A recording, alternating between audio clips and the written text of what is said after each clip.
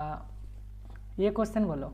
ये क्वेश्चन तो normal convolution है, इम्पल्स रिस्पॉन्स है, एच एन दिया हुआ है, एक्स एन दिया हुआ है। तो बताओ वाई ऑफ एन क्या होता है? वाई ऑफ एन क्या होता है, कोई बोलो। हाँ, x n convolution h of n. अब इसको हम लोग सॉल्व करने का बहुत तरीका है, तो हम लोग मैट्रिक्स से कर देंगे। हाँ ठीक है, ये क्वेश्चन डन है। चलो आगे बढ़ते हैं। ये वीवो क्राइटेरिया हम पढ़ा चुके हैं ऑलरेडी, ठीक है। नेक्स्ट है तुम्हारा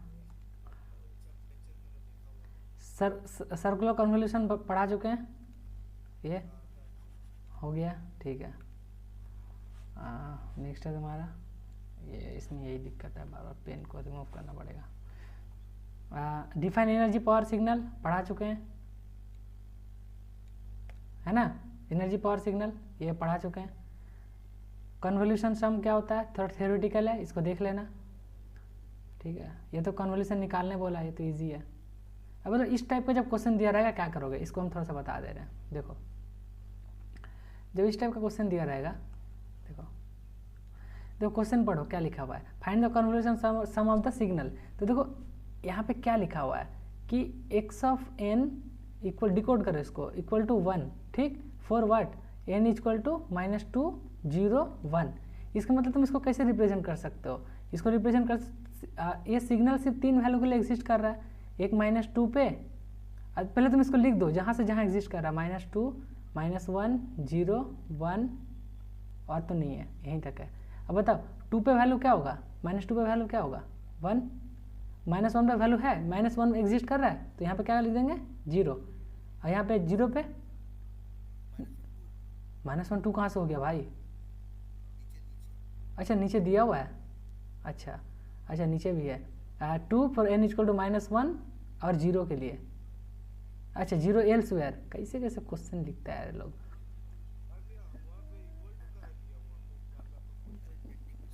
ये नहीं होगा। तो यहाँ पे 2 हो गया, और 0 पे क्या है, 0 पे 1, 1 पे 1। अब ये एक पॉइंट मिल गया। हाँ अब इसको देखो, इम्पल्स सिग्नल हम लोग कैसे रिप्रेजेंट करते हैं। देखो सबसे पहले डेल ऑफ एन, तो डेल ऑफ एन, तो यहाँ पे एन इक्वल टू कितना हो जाएगा 0, यहाँ पे इक्वल टू 0 पुट करो, n -1 इक्वल टू 0, तो n इक्वल टू कितना 1, यहाँ पे इक्वल टू 0 पुट करोगे तो n -2 इक्वल टू 0, तो n इक्वल टू क्या 2। तो यहाँ पे मतलब 0 पे एग्जिस्ट कर रहा है, 1 पे 2 पे और यहाँ पे 3 पे। अब मैग्नीट्यूड कैसे लिखोगे, डेल के साथ जो भी रहेगा उसको मैग्नीट्यूड, डेल के साथ क्या है कुछ नहीं, मतलब 1 होता है, तो यहाँ पे 1, यहाँ पे देखो डेल के साथ क्या है माइनस है, यानी यहाँ पे -1 होना चाहिए, ये -1। उसके बाद क्या है 2 के साथ +1, 3 के साथ -1। तो इसको अगर तुम सीक्वेंस में लिखोगे तो h ऑफ n को क्या लिख सको सीक्वेंस में, क्या लिखोगे 1 -1 1 -1, है ना, ये 0 1 2 3। और जब इसका कन्वोल्यूशन लोगे, अब एक चीज़ बताओ, जब कन्वोल्यूशन लोगे तो पहला टर्म क्या होना चाहिए, टोटल टर्म कितना होना चाहिए कन्वोल्यूशन में, दोनों का सम, माने 4 प्लस यहाँ कितना है, यहाँ भी 4, 4 + 4 - 1 यानी 7 टर्म होना चाहिए। तो पहला टर्म क्या आएगा यहाँ पे बोलो, पहला जो टर्म आएगा वो n इक्वल टू कितना पे आएगा, कौन बताएगा। यहाँ पे n इक्वल टू 0 में है, यहाँ पे n इक्वल टू 2 पे है, तो पहला टर्म किस में आना चाहिए -2 पे। सिंपली क्या करेंगे, दोनों को ऐड कर देंगे, लास्ट वाला को लास्ट वाला से ऐड करेंगे, लास्ट टर्म कहाँ आएगा 3 + 1 4 पे। ये सब बताया हुआ है, सब पढ़ा हुआ है। अब समझ लो इसे, -1 यहाँ 0, यहाँ एरो कर देना 1 2 3। अब यहाँ पे देखो 7 टर्म हो गया, 1 2 3 4 3 4 5 6 7, समझ गए। आई होप ये सब समझ गए होगे, ठीक है, क्लियर है, बोलो। हाँ हम इस टाइप से हम क्वेश्चन सारा बताते जा रहे हैं, ठीक ना, जो है। अब बताओ ये तो हो गया। अब ये देखो यहाँ पे हम लास्ट में बता रहे हैं, देखो 0 कहाँ पे आया था, थर्ड टर्म में आया 0, -2 -1 0 आया ना, ठीक है। 6 नंबर हो जाएगा, बोलते जाओ, थोड़ा सा जूम कर देते हैं, ठीक है। हाँ बोलो 7 नंबर हो जाएगा, ये सब किया हुआ है, इसको हम थोड़ा सा बता दे रहे हैं। देखो देखो R ऑफ n है, इसको देखो ग्राफिकली इसको बना सकते हो, बहुत इजी हो जाएगा ग्राफ से बनाओगे तो। देखो सबसे पहले, देखो इसको सबसे पहले क्या कर सकते हो, इसको ड्रा करो। अब आर ऑफ एन मतलब क्या होता है, ये 0 पे 0, 1 पे 1, 2 पे 2, 3 पे 3, 4 पे 4, ठीक है। ये मेरा क्या बना, आर ऑफ एन। अब इसके नीचे क्या बनाओगे, r of n, r of क्या, आर ऑफ एन माइनस 2, मैंने आर कहाँ से स्टार्ट हो रहा है, एन इक्वल टू 2 से। तो यहाँ पे 0 पे 0, 1 पे 0, 2 पे 0, सॉरी 2 पे स्टार्ट हो रहा है, तो 2 पे 2, 3 पे 3, 4 पे 4, यही ना। अब एक बात बताओ, ये दोनों क्या सब्ट्रैक्ट है, r n minus r of n minus 1 subtract है ना।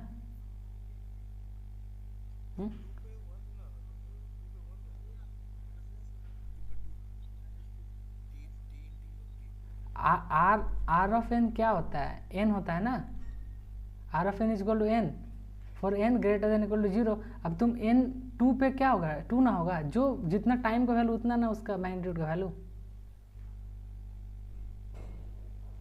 है ना। हाँ तो अब क्या है यहाँ पे, अच्छा यहाँ पे पूछा है पावर सिग्नल है कि एनर्जी सिग्नल है। अब बोलो दोनों को माइनस करोगे तो क्या हो जाएगा, दोनों को माइनस करोगे तो सिर्फ 2 ही टर्म एग्जिस्ट करेगा, एक 0 एक 1, और कुछ तो एग्जिस्ट नहीं करेगा, इधर 0 इधर 0। अब बताओ इसमें फाइनाइट पावर है कि इनफाइनाइट पावर है, पावर कल कैसे कैलकुलेट होता है, इसका स्क्वायर करके ऐड कर दो, 0 का स्क्वायर प्लस 1 का स्क्वायर, ये कितना हो गया 1, तो ये फाइनाइट आ रहा है ना, इसका मतलब ये क्या हो जाएगा, पावर सिग्नल। हाँ पावर सिग्नल होगा ना, फाइनाइट पावर आ रहा है तो। इन्फाइनाइट पावर जब आता है तो वो ये होता है, उसको ये बोलते हैं, ठीक है। तो ये भी हो गया। हाँ प्रीवियस वाला में क्या बताया था, जो कन्वोल्यूशन वाला बताएं।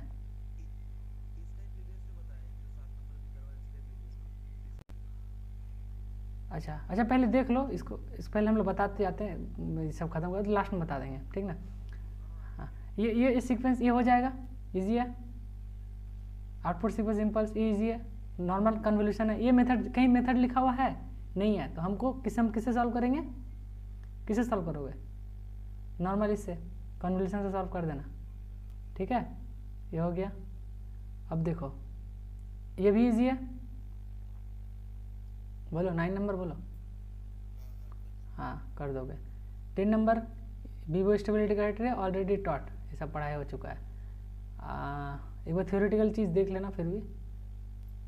इवन ऑड पार्ट ये सब अच्छा से पढ़ा है, सब प्ले लिस्ट पर डाला हुआ है, जाके देख लेना।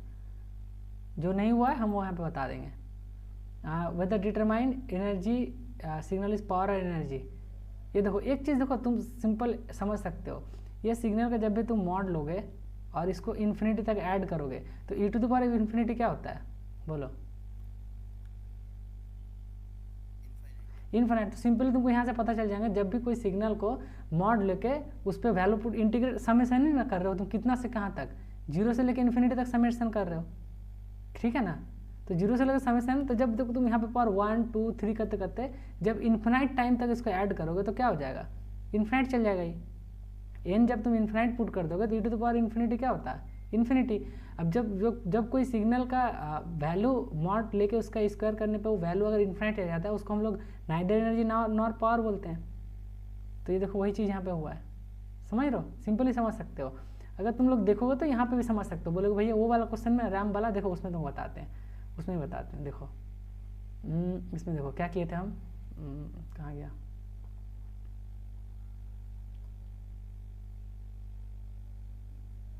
हाँ गया रैम वाला यार, 7 नंबर था ना वो, कितना नंबर था, हाँ ये वाला। अब बताओ इसमें क्या किए थे हम लोग, देखो सब्ट्रैक्ट कर दे रहे हैं हम लोग, समेशन बचा कहाँ से लास्ट में, 0 से लेकर 1 तक ही ना बचा, बाकी टर्म तो 0 हो गया था, बाकी टर्म तो 0 हो गया था ना, तो ये तो फाइनाइट बचा। तो फाइनाइट का क्या हो जाता है, लेस देन इन्फिनिटी, वो तो पावर सिग्नल हो जाएगा, समझ गए चीज़। हाँ ठीक है, तो ये भी क्लियर है। अब नीचे आते हैं, यहाँ तक हो गया हम लोग का। देखो 14 नंबर समझो, 14 नंबर में क्या दिया हुआ है, ये सैम्पलिंग का क्वेश्चन है, ठीक है। सैम्पलिंग हम शायद तुम लोग को नहीं पढ़ाएं, सैम्पलिंग बताएंगे नेक्स्ट क्लास में, हम सैम्पलिंग पढ़ाने वाले हैं तुम लोग को जूनियर्स को, तो उसी टाइम बता देंगे, तुम लोग को आ जाना उस दिन क्लास करने। ये एनर्जी अब बताओ, ये देख के समझ पाओगे, यहाँ से तुम डायरेक्ट डिसाइड कर लो, e to the power of minus n है, तो माइनस एन में इन्फिनिटी अगर पुट कर दो क्या फाइनाइट आएगा कि जीरो क्या आएगा? E to the power minus infinity क्या होता है भाई? E to the power of minus n, तो ये क्या हुआ फाइनाइट, तो ये सिग्नल क्या होना चाहिए?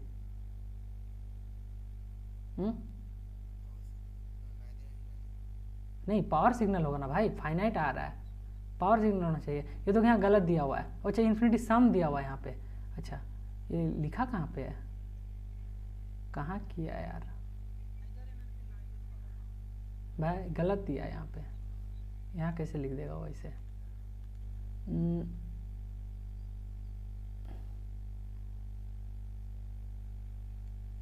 इन्फिनिटी कैसे कर दिया यार? तुम एक बात बताओ तो 1/1 प्लस ये जो नीचे जितना टर्म बढ़ते जाएगा, तो ये तुम लोग कॉमन सेंस से बताओ, नीचे जितना टर्म बढ़ते जाएगा ये टर्म और कितना होगा? छोटा होगा, और छोटा होगा, और छोटा होगा, छोटा होगा, लास्ट में आकर जीरो हो जाएगा। तो अगर तुम छोटा टर्म को ऐड करते जाओगे कभी इन्फिनाइट होगा? हमको ये बताओ तो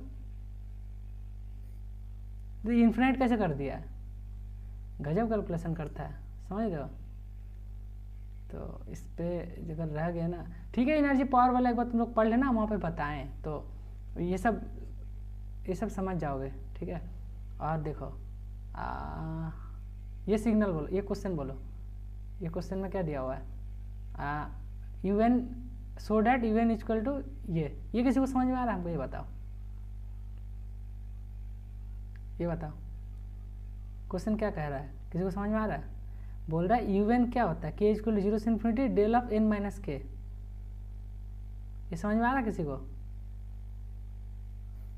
क्या बोलना चाह रहा है? के का अलग अलग वैल्यू, हाँ तो देखो, हाँ तो इसको क्या कर सकते हो अब देखो, हाँ तो अगर डेल ऑफ के का वैल्यू, हाँ तो ये इम्पल्स आएगा और ये यूनिट स्टेप आएगा। कैसे देखो, यहाँ पे अगर जीरो वैल्यू पुट करोगे तो डेल ऑफ एन, फिर क्या हो जाएगा और बताते जाओ क्या हो जाएगा ये, फिर del of n minus one, फिर del of n minus two, सवन सवन करके चलते जाएगा। अब इसको रिप्रेजेंट कैसे कर सकते हो? इसमें देखो ये हो गया तुम्हारा वन, ये भी वन वन वन वन, तो ये क्या बन गया? ये ग्राफिकली से दिखा देना। अब ये वाला सिग्नल बोला है, देखो ये वाला सिग्नल को कैसे दिखा सकते हो? यू एफ एन ड्रॉ कर लोगे, ये हो गया तुम्हारा यू एफ एन, हो गया यू एफ एन। अब इसको देखो माइनस किया है किसके साथ? एन इक्वल टू वन से, यहाँ से तो बचेगा क्या लास्ट में? सिर्फ ये जीरो वाला पोजीशन में सिर्फ इम्पल्स बचेगा, तो क्या बच गया? इम्पल्स। चलो ये भी डन है, समझ में आ रहा है सबको? हो रहा है? बताओ। चलो ठीक है, नेक्स्ट है तुम्हारा, ये तो हो गया इवन ऑड पार्ट, करवा दिए, ये सब इजी है, कर लोगे, एक बार देख लेना है, सब वीडियो में हम पढ़ा के रखे हैं। अच्छा ये डिफरेंस इक्वेशन से जेड ट्रांसफॉर्म में हम बताएं कैसे तुमको, ये देखो यहाँ पे क्या क्वेश्चन में मेंशन है कि तुमको इसको सॉल्व कैसे करना है, एच एन निकालना है, क्वेश्चन में दिया है एच एन कैसे निकालना है, बता हमको। कोई मेथड मेंशन नहीं है तो भाई हम क्यों इसमें जाएंगे? अब बताओ वाई ऑफ एन को हम जेड ट्रांसफॉर्म में लिखेंगे तो क्या लिखेंगे? वाई ऑफ जेड प्लस इसको क्या लिखेंगे? टू क्या लिखेंगे? Z to the power minus one y of z, z transform पढ़ाए ना हम भाई, फिर क्या लिखेंगे? वन वाई ऑफ, हाँ यहाँ पे एक चीज़ गलती हो गया, हाँ क्या लिखेंगे? Z to the power of minus two y of z, हाँ और इस equal to x of z. अब यहाँ से कॉमन पकड़ो, वाई ऑफ जेड को कॉमन निकालोगे तो क्या ये क्या बचेगा?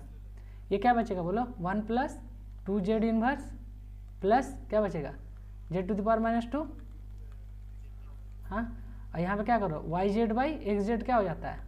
एच ऑफ जेड, हाँ इसको इम्पल्स रिस्पॉन्स बोलते हैं, ठीक है। और यहाँ पे क्या हो जाएगा? One plus two z inverse plus z to the power minus two, बस ऊपर नीचे इसको सिंप्लीफाई करो और इसका एच एन निकाल लो, डन है? सब कर लोगे? ये क्या फालतू मेथड दिया, ये सब समझ जाओ, ये इजी है, कर लोगे? बोलो। चलो नेक्स्ट है तुम्हारा long question, circular convolution already done, I hope तुम लोग कर पाओगे, ठीक है। ये कर लोगे? देखो वही डिफरेंस इक्वेशन, देखो जेड ट्रांसफॉर्म से किया है, मतलब मन मर्जी, जब मन होगा करेंगे, नहीं तो नहीं करेंगे। बोलो कर लोगे? ठीक है। किसी को अगर बोलो कहीं दिक्कत होगा तो बोलना कि नहीं हमको थोड़ा बताइए। ये क्वेश्चन में क्या पूछा है? अच्छा एक चीज़ तुम लोगों से, इन्वर्स जेड ट्रांसफॉर्म लेना है। एच ऑफ जेड निकला ना, एच ऑफ जेड का inverse z transform h of n निकाल लो, सिंपल है। अब देखो ये क्वेश्चन थोड़ा सा ध्यान से सुनो, समझाते हैं।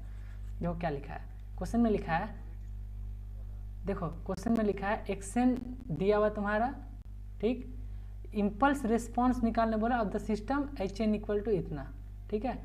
कौन सा रिस्पॉन्स निकालने बोला? इम्पल्स रिस्पॉन्स, ठीक है, ठीक है। अब एक बात बताओ, ये तो तुम देखो यहाँ पे मेंशन है, मेथड मेंशन है, तो क्या करोगे? जेड ट्रांसफॉर्म से करोगे तो क्या लिखोगे तुम? एच ऑफ जेड निकालोगे, जेड ट्रांसफॉर्म का निकाल लोगे, इसका एक्स ऑफ जेड निकालोगे, ये भी हो जाएगा। अब बताओ वाई ऑफ जेड क्या होता है? अगर कॉन्वोल्यूशन है टाइम डोमेन में तो फ्रीक्वेंसी डोमेन में क्या हो जाता है? H of Z into into हो जाएगा एक्स ऑफ जेड। अब दोनों का जेड ट्रांसफॉर्म लेकर मल्टीप्लाई करना, अब जो वाई जेड आया उसका क्या करोगे? इन्वर्स ले लेना, तो वो क्या बन जाएगा? Y of n. समझ रहे हो?